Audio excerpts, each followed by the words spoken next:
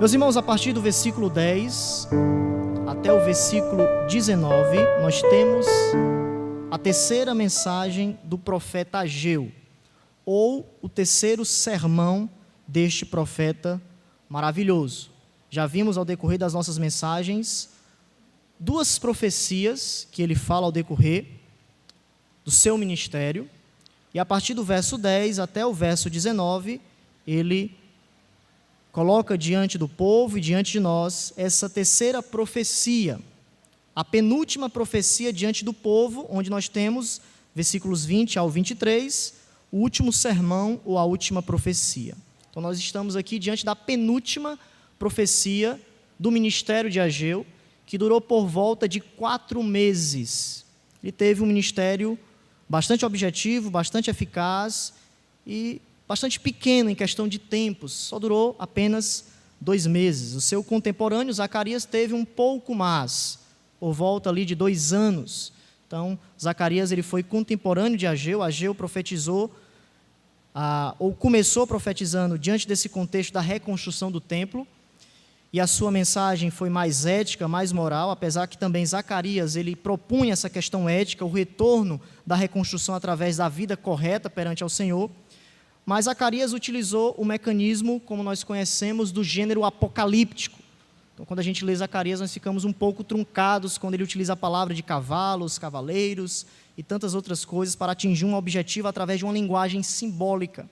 Então, Ageu é um pouco mais preciso no sentido de linguagem. A gente entende melhor quando a gente lê, à primeira vista, nós folheamos o texto sagrado, aquilo que Deus tem para cada um de nós. Então, o ponto principal desta terceira mensagem é a pureza. Essa palavra os irmãos precisam guardar. Nós temos aqui, poderíamos até colocar a temática dessa noite, um chamado à pureza espiritual. Ageu vai lembrar os seus ouvintes de que as instruções da lei de Moisés ainda estavam em vigor. Deus esperava, ou Deus espera que o seu povo seja santo, porque ele é santo. Então, o tema dessa mensagem é que, embora a desobediência do povo produza contaminação espiritual, a bênção acompanha aqueles que obedecem ao Senhor. Então, o sermão é de natureza bastante didática.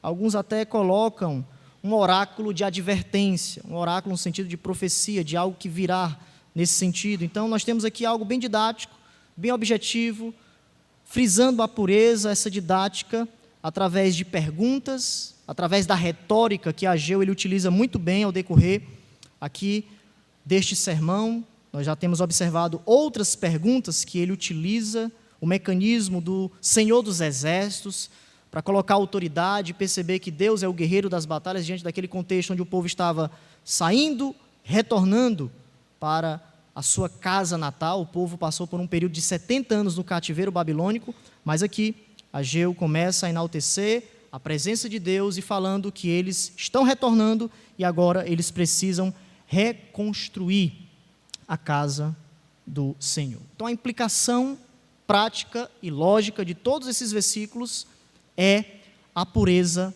religiosa.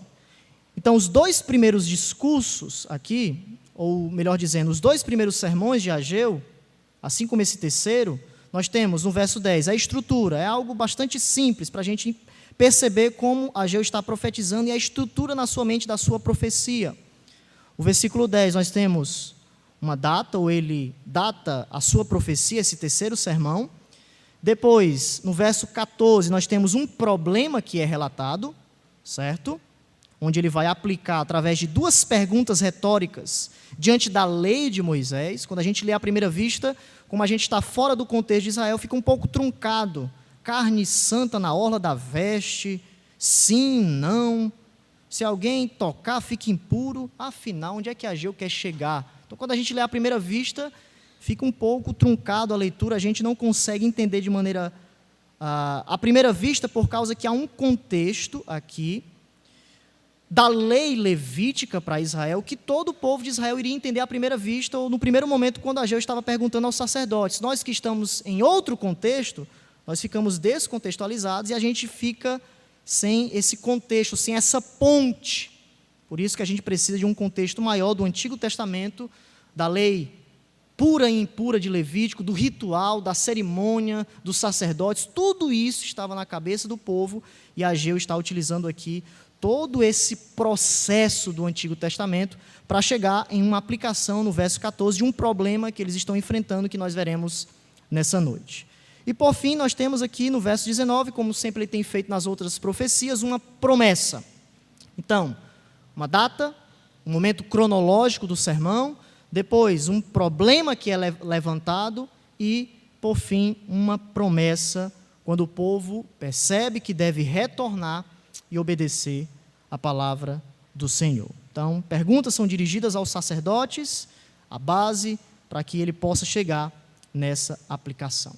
Então, 3 coisas, como sempre nós temos feito, para nós entendermos de maneira homilética esse texto, 3 coisas que Ageu vai lançar luz diante de nós para nós entendermos nessa noite sobre um chamado à pureza espiritual. Primeira coisa é uma avaliação. Ageu ele vai colocar diante de nós uma avaliação, ou a avaliação de Deus, mediante aquele contexto, para que o povo possa chegar a uma avaliação correta de si mesmo. Em segundo lugar, diante da avaliação, nós temos uma necessidade. E por fim, nós temos uma esperança. Então, uma avaliação, uma necessidade e uma esperança. Então, verso 10, a introdução da mensagem, veja a data da mensagem: ao 24º dia do mês, 9º no 2º ano de Dario. Então, uma tradução mais, vamos dizer, portuguesada, né? Falando dessa maneira, em 18 de dezembro do 2º ano do reinado de Dario. Então, é como se no próximo mês, Ageu chegasse diante de nós e começasse a profetizar essa mensagem. Nós que estamos em novembro, só para os irmãos se contextualizar essa questão de datas, de meses. Então, nesse período aqui, era 18 de dezembro do 2º ano do reinado de Dario. Então, o ponto de link com os outros sermões é que passou-se 2 meses da última mensagem, a segunda, e quase 4 meses desde a primeira profecia de Ageu, que nós vemos no capítulo 1, nos versículos 14 e 15, quando ele está lançando o seu primeiro sermão. Então, nesse terceiro sermão, nessa noite, desses versículos, passa-se em torno de 3, entrando em 4 meses, que é o último sermão, como eu falei. Ageu ele tem um período de profecia, no contexto do povo de Israel, de duração de 4 meses. Então, como no caso dos outros sermões, essa mensagem é precedida, no versículo 10, por essa introdução, com essas 2 informações básicas. Primeiro, nós temos o cenário cronológico, 18 de dezembro, para se situando o povo no momento exato que aconteceu este sermão. E, em segundo lugar, aponta a palavra divina para os destinatários, que é o povo de Israel, que nós observamos aqui no verso 11. Assim diz o Senhor dos Exércitos, pergunta agora aos sacerdotes. Então veja que o destino, a princípio, é para os sacerdotes. Diferente um pouco dos outros 2 sermões, onde ele falava para Zorobabel e para Josué, o sumo sacerdote. Então há uma implicação mais eficaz, no sentido de direcionamento dessa terceira mensagem para os sacerdotes. A implicação dos sacerdotes, ou da relação das perguntas de Ageu, do que os sacerdotes irão responder, é de suma importância para a aplicação do profeta no verso 14. Então é muito interessante a gente ver esse progresso aqui no verso 10. E a origem da mensagem, como sempre temos visto também nas outras mensagens, veio a palavra do Senhor por intermédio do profeta Ageu. Então, Ageu é identificado como instrumento, mostrando que essa continuidade do seu ministério ainda está debaixo da autoridade divina do Senhor dos Exércitos. Então, basicamente, essa é a introdução da sua profecia. Algo cronológico e algo direcionado para os sacerdotes. Então, verso 11 até o verso 14, nós temos o primeiro ponto da nossa mensagem, uma avaliação do povo pelo Senhor. Então veja que o Senhor Todo-Poderoso instruiu Ageu a solicitar uma decisão dos sacerdotes.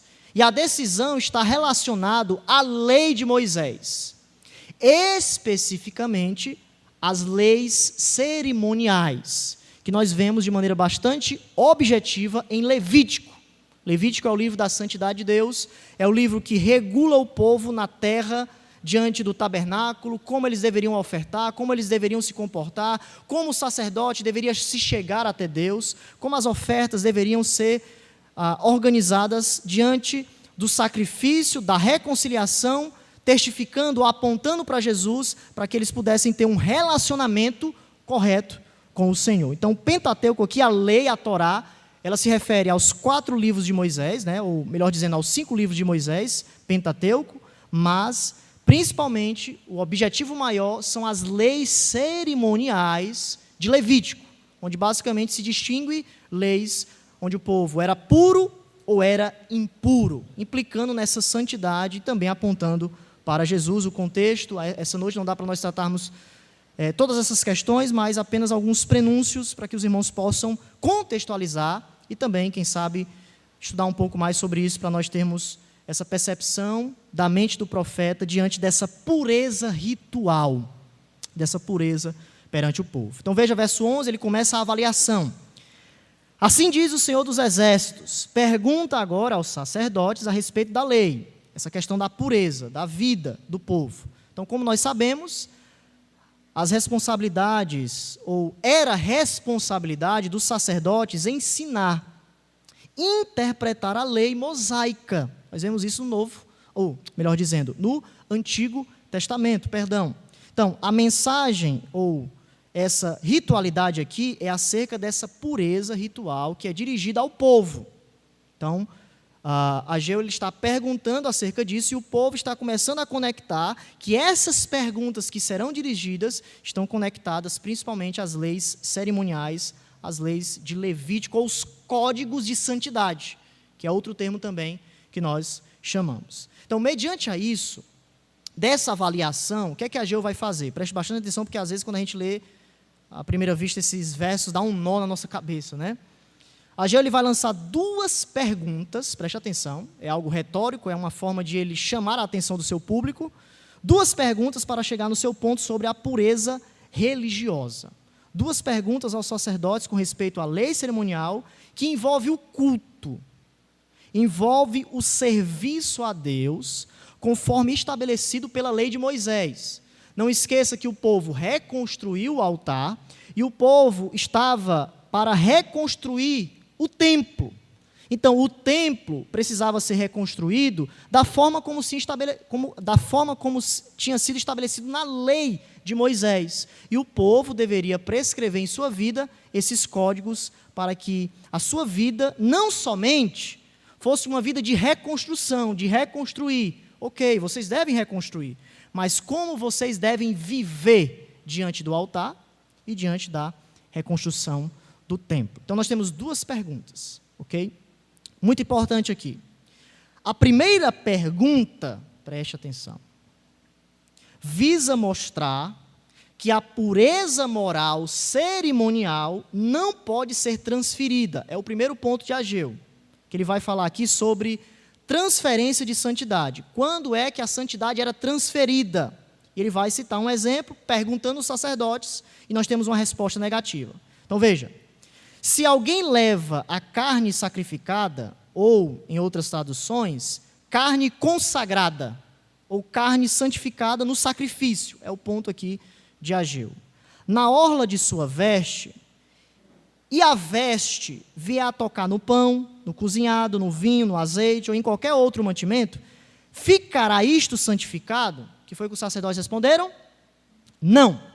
Então, qual era o ponto de Ageu? Se alguém pega a carne que vai ser sacrificada, que ela vai ser oferecida, nós temos o capítulo 6 que nós lemos nessa noite, nós temos várias ofertas, a oferta do altar de holocaustos, a oferta que era metade, onde a família dos sacerdotes se alimentavam, a oferta de alguns que colocavam os pés de sacerdotes, mas também se alimentavam. Então nós temos várias ofertas, certo? Mas ele está colocando essa questão geral da transferência de santidade de uma oferta. Então qual é o ponto dele? Se alguém pega a carne consagrada, que era separada para o sacrifício, a um propósito específico, coloca em sua roupa, em suas vestes, e as vestes tocarem qualquer outra coisa. Então, por exemplo, eu vou pegar uma carne que vai ser sacrificada, coloco, vamos supor que eu tivesse aqui um terno, né? Eu não estou de terno hoje, mas eu coloco a carne no terno. Se o terno tocar essa mesa ficará santificada? Ageu, ou os sacerdotes, responderam não. Não ficará sagrada ou não ficará santificada. Então, as túnicas dos sacerdotes eram túnicas longas, onde eles dobravam para transportar mercadorias. No caso aqui, o contexto era esse sacrifício. Então, os sacerdotes responderam não, não se tornará sagrado. Por quê? Porque embora a carne seja santa, santificada, as vestes, em contato com ela, não transfere santidade.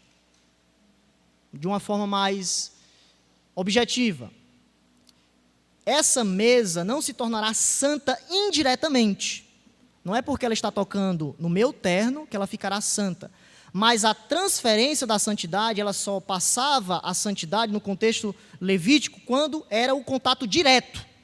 Então, por que a veste era santa? Porque era o contato direto. Mas indiretamente, se a veste tocasse em outra coisa, não ficaria santificado. Entenderam isso aqui? Amém? Porque isso aqui é muito importante, certo? Então, o ponto é, não há santidade no contato direto. Ou, melhor dizendo, não há santidade no contato indireto, somente no contato direto. Então, nós temos vários textos, Êxodo 29, 37, Ezequiel 44, 19, Números 6, 20, e nós lemos um texto nessa noite, Levítico 6, 25, quando nos diz, a carne santíssima, tudo que tocará ficará santo. Ali é um contexto de algo direto. Se a carne tocasse no altar, ficaria santo. Mas se algo indiretamente tocasse no altar, não era transferido à santidade. Esse é o ponto aqui da lei levítica, para que no verso 14, o profeta possa chegar na sua aplicação. Então veja, a segunda pergunta, mostra-nos que a impureza moral, cerimonial, pode ser transferida. Nós temos aqui o oposto. Então, Ageu ele é algo bem objetivo, ele está aqui lançando luz de tudo isso para chegar no verso 14. Então, veja.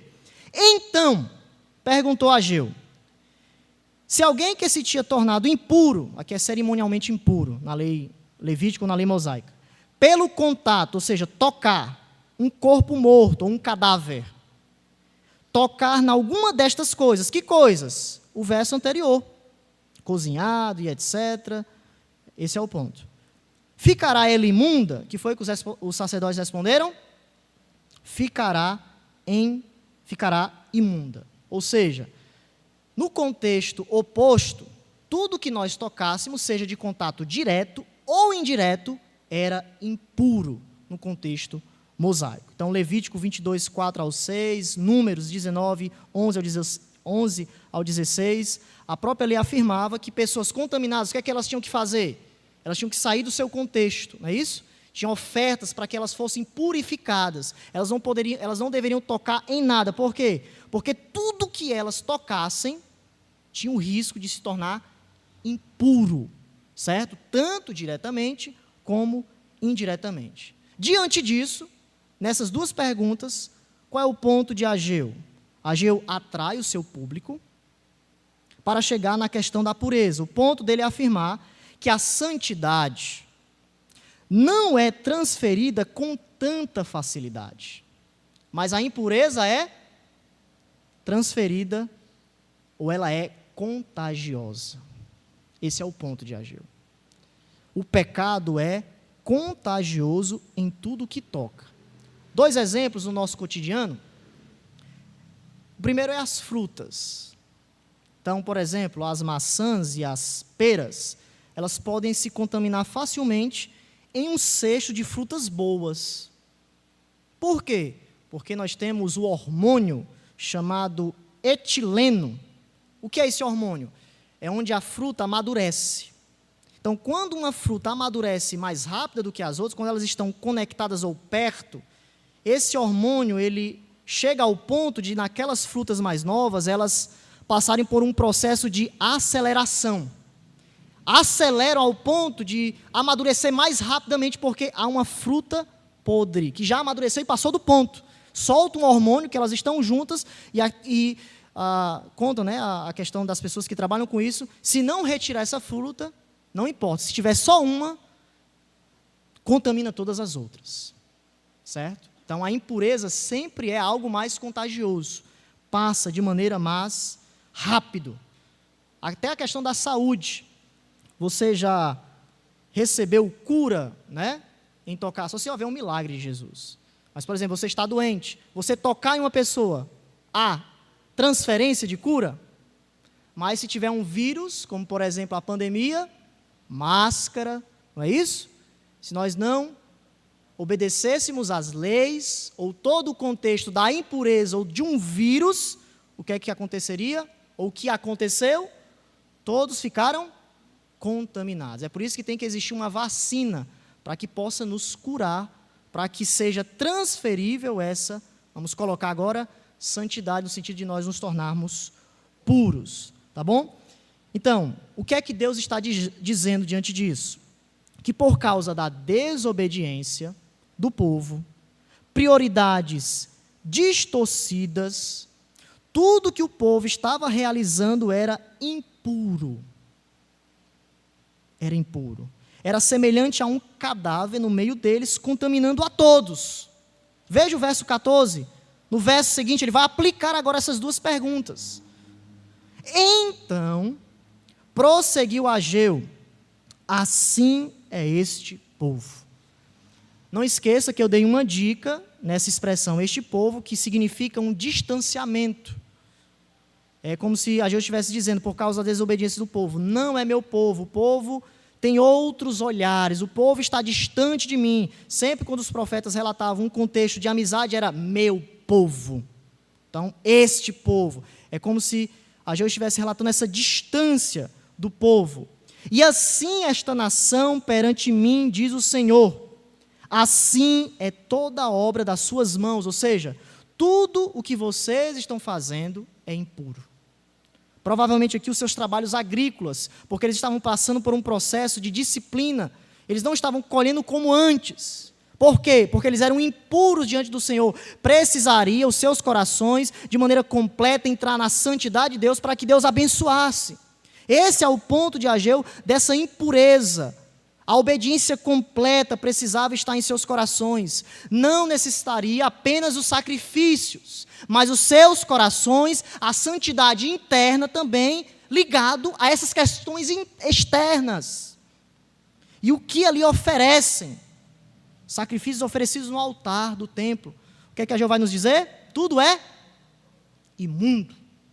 Tudo é impuro. Então, com a primeira e a segunda pergunta, Ageu busca provocar essa reflexão no povo sobre a situação real deles. Ele toma esse princípio da santidade e da contaminação. Por quê? Porque tudo indica que o povo estava aparentemente pensando que já que nós estamos na Terra Santa, já que nós já temos o altar, algo consagrado a Deus, algo instituído pelo Senhor, já que nós estamos começando a reconstruir o templo, estamos no lugar prometido por Deus, tudo que nós estamos fazendo é santo. Tudo que nós estamos fazendo é algo agradável ao Senhor. Porém, Ageu vai dizer, não. Vocês ainda continuam impuros moralmente. O altar pode estar funcionando, a reconstrução pode estar funcionando, mas os seus corações precisam também ser trabalhados por Deus. A obediência do coração, ou a obediência da nossa questão interior, também precisa entrar nas questões de Deus, nas questões do Senhor. Então não importa sacrifícios, ofertas, Deus está dizendo, tudo isso é inaceitável. No contexto de Saul, é melhor obedecer do que sacrificar.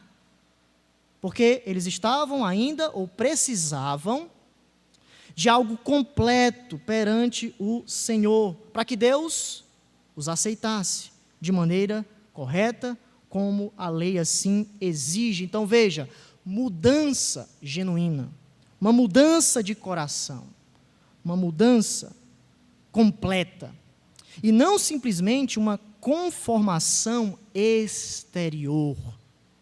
E o que foi que aconteceu com essas pessoas? Exortação do Senhor. Disciplina, como nós veremos mais à frente. Meus irmãos, aqui há uma aplicação muito prática para as nossas vidas, que nós não podemos confundir jamais. Não podemos confundir. Confundir trabalho na casa de Deus com santificação do nosso coração. Trabalhar ou estar na igreja não é o mesmo que santificar. Não esqueça disso. Porque esses irmãos estavam trabalhando, reconstruindo, estavam lá no processo externo, pegando as madeiras, capítulo 1, versos 7 e 8, trabalhando, fazendo, mas no processo do desenvolvimento, da reconstrução do templo, também as suas vidas precisavam ser reconstruídas. Reconstruídas. Você pode trabalhar para Deus, porém ser impuro. Ou no nosso contexto aqui, porque nós não temos mais essas leis do Antigo Testamento, pegando o princípio, ok? Nós podemos estar nessa noite, cantando ao Senhor, mas sendo desobediente a Ele.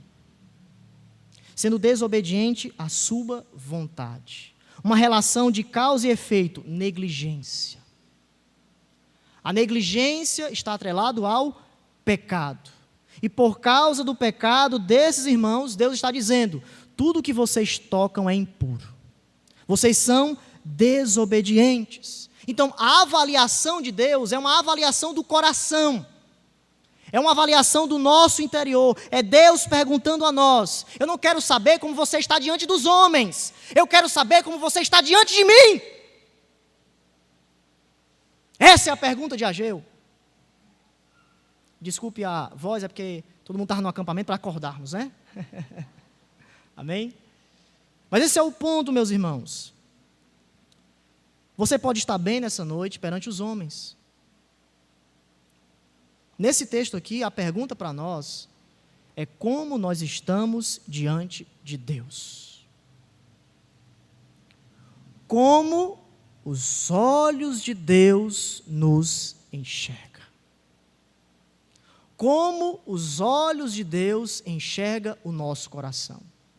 Como os olhos de Deus enxergam a nossa mente, enxergam a nossa conduta, enxergam tudo aquilo que fazemos no profundo e escondido, naquilo que nós pensamos, naquilo que nós estruturamos em nossa mente, a nossa cosmovisão de vida, de identidade.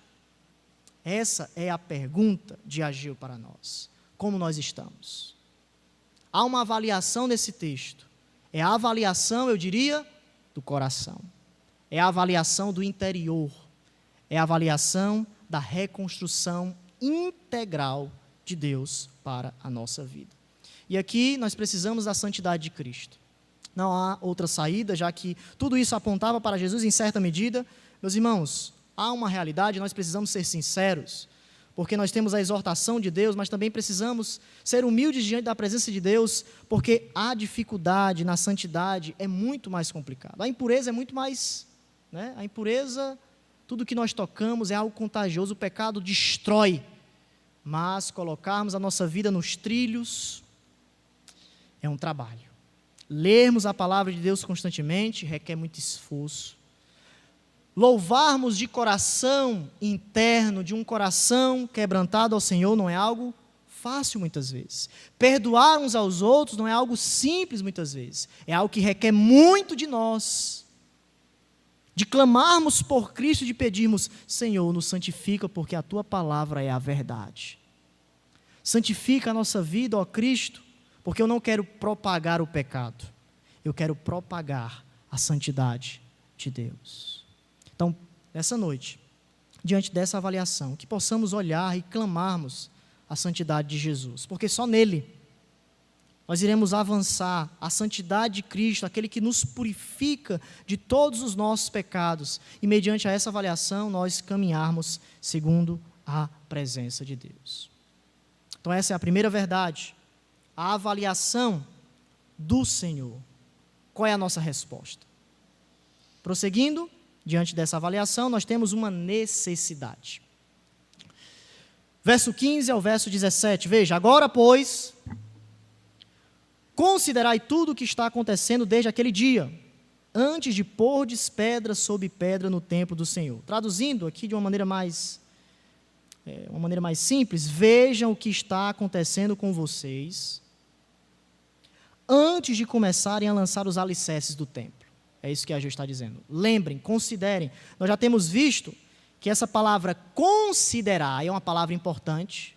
Da mesma forma que Ageu utiliza perguntas retóricas, entre essas coisas, o Senhor dos Exércitos, no seu livro, uma das coisas importantes também é essa palavra considerai. Ela já aparece no capítulo 1, verso 5 e no capítulo 1, verso 7. E eu disse para os irmãos que essa palavra considerar basicamente é: ponham a mão na consciência, reflitam, coloquem os seus corações nas coisas de Deus, olhem para as suas atitudes, vejam o que essas atitudes estão trazendo para vocês e mudem, considerem o passado, o presente e o futuro diante da minha presença. É por isso que Ageu vai falar de maldição e de bênção. Por quê? Porque diante da consideração correta, nós podemos sair da maldição, que aqui é um contexto de disciplina, e entrarmos na bênção de Deus. Considerem, reflitam. Vocês precisam lembrar, antes de todas as coisas, antes da reconstrução, os seus corações. Que muitos estão diante da desobediência. Então, antes disso, considerem. Coloquem a sua consciência para funcionar. Veja que nós temos aqui, mais à frente, punição, desobediência e infidelidade por causa dessa vida, ou dessa plantação de vida, daquilo que eles estão colhendo essas coisas. Interessante que, vendo esse texto, como eu sempre falei nas EBDs e em algumas pregações, por causa da tradução para o português, muitas vezes nós vamos perder a originalidade da língua. Não tem como nós atingirmos em algumas traduções toda essa questão da originalidade ou dessa profundeza mais completa. Não estou dizendo com isso que, porque os irmãos não sabem hebraico, não vão aprender as escrituras. Não é isso. Mas existem momentos nas escrituras, no contexto original, por conta da língua grega ou hebraica, que existe pontos que na tradução se perde. Então, parece aqui que há uma ligação, um jogo de palavras no verso 15. Qual é o jogo de palavras? Olhe para o verso 15, que ele vai falar: considerem tudo o que está acontecendo, e lá na frente ele vai dizer: antes de pordes pedra sobre pedra no templo do Senhor. Provavelmente parece que a ligação é o seguinte, esse jogo de palavras. Há uma ligação aqui entre o estado do coração e o estado do templo. O templo estava destruído, eles estavam reconstruindo. Aí qual é o jogo de palavra de Ageu? Considerem antes os seus corações. Para que o templo seja de fato construído, colocado no lugar, o coração também precisa andar junto. Essas duas coisas estão ligadas. Então coloquem o seu coração no lugar e também coloquem as pedras do templo no lugar. É como se esse púlpito não existisse e eu quisesse pregar somente com esse microfone. Então, coloque o microfone no lugar, mas coloque o púlpito no lugar, para que possa ter essa eficácia da pregação e, no caso aqui, da vida dessas pessoas. Então, por causa do pecado, da negligência, veio a mão disciplinadora de Deus. Verso 16, veja. Antes daquele tempo, eles estavam esperando a colheita, alguém vinha a um monte de 20 medidas, e havia somente 10. Vinha lagar para tirar 50, e havia somente 20. Então, estava decrescendo, eles não estavam colhendo como eles estavam esperando, por causa dessa obediência completa que faltava. E Deus vai nos dizer, verso 17, eu vos feri com queimaduras, e com ferrugem, e com saraiva, em toda a obra das vossas mãos. Então, Deus está dizendo basicamente o seguinte: eu destruí tudo o que vocês construíram. Já pensou? A gente construir algo, mas Deus destruir. A mão disciplinadora de Deus fazer o seguinte: estou contra você. Estou contra o seu crescimento. Nesse sentido, por causa da desobediência, o pecado tinha que ser tratado. Você não pode crescer de qualquer maneira, você não pode crescer torto. Você deve crescer no caminho estreito, no caminho de Jesus, lavado e remido pelo seu sangue. É assim que nós crescemos, conforme a imagem de Jesus Cristo. Não é de qualquer maneira. A santificação não é de qualquer maneira. A santificação tem prescrições bíblicas, tanto no Antigo como no Novo Testamento, e nós precisamos entrar na santidade. Não é a santidade que deve viver como nós queremos, mas nós precisamos entrar na santidade de Deus. Não é o Evangelho se amoldar, ou moldar, melhor dizendo, como nós queremos. É nós que precisamos nos amoldarmos ao Evangelho, para experimentarmos a boa e perfeita vontade do Senhor. Romanos capítulo 12, versos 1 e 2. Eu vos feri, das obras das vossas mãos eu destruí, e não houve entre vós quem voltasse para mim, diz o Senhor. E no entanto vocês não voltaram para mim. Então veja que a bênção divina, quer espiritual para o povo, quer material, estava relacionada à obediência, ao contexto de lei, a lei de Moisés. Nós vemos bênçãos e maldições, Deuteronômio 28, Deuteronômio 30. Se o povo andasse assim, o povo teria isso. Porém, se o povo fosse dessa forma, o povo teria essa outra forma. Então, se eles fossem abençoados no sentido de obedecerem a lei de Moisés, o texto nos diz: vocês serão abençoados, a sua saúde vai ser uma bênção. É claro, meus irmãos, que há um contexto israelita e o contexto da igreja. Essa prosperidade é para Israel, certo? Nós podemos pegar o princípio de sermos abençoados por Deus, mas não significa que, se nós andarmos segundo a vontade do Senhor, tudo vai bem. Então a teologia da prosperidade cai por terra. Não podemos pegar esses textos de Israel com o seu contexto, com a sua lei, e aplicarmos para a igreja de maneira desproporcional. Há um contexto para isso, o povo de Israel, as suas finanças, as suas colheitas. Então Deus quis se relacionar naquele desenvolvimento, naquela dispensação, daquela forma. Mas no Novo Testamento, nós temos uma nova abordagem, uma nova dispensação da forma como Deus nos abençoa e da forma como Deus nos castiga. A mão disciplinadora do Senhor. Então é muito importante também percebermos esse contexto de Israel aqui, bênção espiritual, material, relacionada à obediência do povo. Então Ageu exorta os judeus a persistirem, vamos colocar assim, na introspecção que produz o arrependimento, na consideração. Considerando como eu estou hoje. O que eu tenho hoje? O que está acontecendo com a minha vida? Mais uma vez, nós temos uma relação de causa e efeito. O pecado produziu, resultou no castigo de Deus, na maldição do Senhor. Ageu estava dizendo para o povo o seguinte: meus irmãos, é inútil vocês lutarem contra mim. É inútil vocês lutarem contra a mão pesada do Senhor. Fuja disso, porque a mão de Deus pesa sobre os nossos pecados. A mão, o chicote de Deus, amoroso, mas também Ele nos ama como filhos e não como bastardos. Através das suas disciplinas, do sofrimento de Deus sobre nós por conta do pecado, Deus quer nos dar uma mensagem: quebrante-se. Volte para mim urgentemente. A prova que eu lhe amo é que eu estou lançando a minha mão paternal, a minha mão amorosa, mas a minha mão de sofrimento, a mão do castigo de Deus, a mão da sua disciplina, nos corrigindo, tratando o nosso coração de maneira correta. Então qual é o ponto aqui? O trabalho físico é importante. Deus não é contra isso. É importante nós ajudarmos nessas cadeiras, ajudarmos nessa igreja, ajudarmos nas finanças. Tudo é importante. Mas, meus irmãos, há uma coisa também de suma importância que Deus Ele quer muito de nós. É o trabalho do coração. É o trabalho do nosso coração. Consertar o nosso coração requer um grande trabalho. E a mão de Deus está sobre você há muito tempo. O Espírito Santo, ele testifica em seu coração, e eu tenho uma certeza plena que o Espírito Santo, ele fala ao seu coração e lhe afirma nessa noite: fuja desse pecado. Fuja disso de uma vez por todas.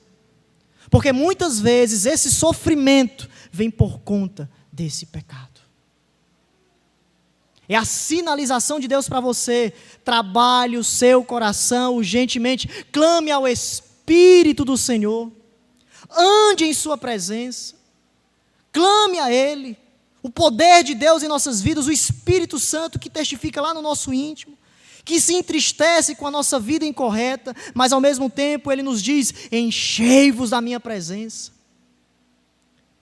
Enchei-vos da minha palavra. Há também um trabalho nessa noite para cada um de nós, que nós devemos levar para o resto da nossa vida. É o trabalho da purificação espiritual. Estamos preparados, ou prepararmos o nosso coração para nos encontrarmos com Jesus. Maranata, ora vem o Senhor Jesus. Deus nos chama à pureza espiritual. Deus nos chama nessa noite. Então não esqueça, há o perigo da adoração incompleta. Há esse perigo. Nós precisamos fugir disso. Nós vemos no Novo Testamento os fariseus, sepulcros caiados. Vocês me honram de lábios, mas os seus corações estão distantes de mim. Uma adoração, uma busca de santidade, mas somente algo externo. Deus não está em busca somente de algo externo, Deus está em busca do nosso coração. Dessa santidade também interior. Consagrados aos pés de Cristo. A sua justiça, que nos justificou de uma vez por todas, mas não esqueça, a comunhão pode ser quebrada. A comunhão pode ser quebrada. A comunhão com Deus pode estar distante. Podemos nessa noite estarmos amando ao pecado. Fomos perdoados? Fomos. Fomos lavados por Cristo? Fomos. Mas a velha natureza ainda habita em nós. Ela também clama, ela também sinaliza, ela também nos tenta. E nós precisamos, ao mesmo tempo que fomos perdoados por Deus, termos uma comunhão correta com Deus. Adoração completa, e não adoração incompleta. Nós precisamos disso. E por fim, versos 18 e 19, uma esperança. Considerai, eu vos rogo, desde este dia em diante, desde o 24º dia do mês 9, desde o dia em que se fundou o templo do Senhor, considerai essas coisas. Então veja mais uma vez, o profeta exortando o povo com essa palavra considerar. 2 vezes ele repete. Então considerem, coloquem as suas mentes nessas coisas. Aqui é a repetição urgente do arrependimento. Corra urgentemente, se arrependam, para que algo possa acontecer na vida de vocês. E através disso, já não há semente no celeiro. Aqui a tradução já coloca na afirmação, mas aqui é uma pergunta na língua hebraica, que a resposta é afirmativa, né? Já não há semente no celeiro, melhor dizendo, né? Já não há semente no celeiro? Não há. Então é uma pergunta já que já tem essa afirmação no texto, por isso que a tradução ela já coloca, já não há semente no celeiro. Ela já, graças a Deus, interpreta para nós aqui o ponto da pergunta do texto. Além disso, a videira, a figueira, a romeira, aqui os 4 principais frutos de Israel, que estão associados à paz e à prosperidade, às bênçãos de Deus, não têm dado os seus frutos. Então, o povo plantou, o povo estava esperando. O que estava acontecendo? Até aquele momento, naquele período, não tinha acontecido aquela colheita que eles estavam esperando. Mas Deus nos afirma, no final do verso 19, que aqui alguns afirmam que é a grande virada. Há uma virada de Deus aqui. Eles estavam num processo e por conta da obediência completa, houve uma virada. A virada foi sair da maldição e entrar na bênção de Deus. Deus está dizendo, desde este dia, a partir desse momento, se preparem, que a colheita vai chegar. Eu vos abençoarei. Então, perceba que o sermão termina com uma nota surpreendente, otimista, promissora, por causa do resultado, da obediência que eu já tenho observado, da completude, desse trabalho do coração. Eu prometo abençoar vocês. Desde este dia, eu vos abençoarei. Aqui nós temos a graça de Deus vencendo o pecado. Porque no final das contas, meus irmãos, é a graça de Deus que vence. Onde abundou o pecado, superabundou a graça de Deus. Deus vence o nosso pecado, porque somos os seus filhos e sempre aqueles que são eleitos de Deus, o seu povo, apesar de conflitos, de muitas vezes uma trajetória triste, desviante, lá no final, a graça de Deus vai vencer. E é por isso que o profeta termina com essa nota de esperança, de promessa, de bênção, uma relação de causa e efeito mais uma vez. Vimos a negligência e o pecado resultando na maldição, mas agora o perdão e a bênção de Deus. Aqui está a nossa esperança. A nossa esperança, meus irmãos, está no perdão do Senhor. Está no seu perdão, na sua voz, dizendo para nós: você é meu filho, apesar dos seus deslizes, eu lhe amo, eu sei das suas dificuldades, mas eu quero lhe abençoar. Eu quero trazer bênção para você. Obediência completa, perdão restaurador. Comunhão restaurada e estreita. Basicamente, a gente pode colocar o texto de Mateus 6. Buscai em primeiro lugar o meu reino e a minha justiça, e as demais coisas serão acrescentadas. Quando nós buscamos verdadeiramente ao Senhor, nós temos essa bênção, essa promessa, restauração, comunhão. E não tem bênção maior. Você que está nessa noite, porventura não é crente, me escute nessa noite. Não tem bênção maior do que nós arrependermos dos nossos pecados e recebermos o perdão do Senhor.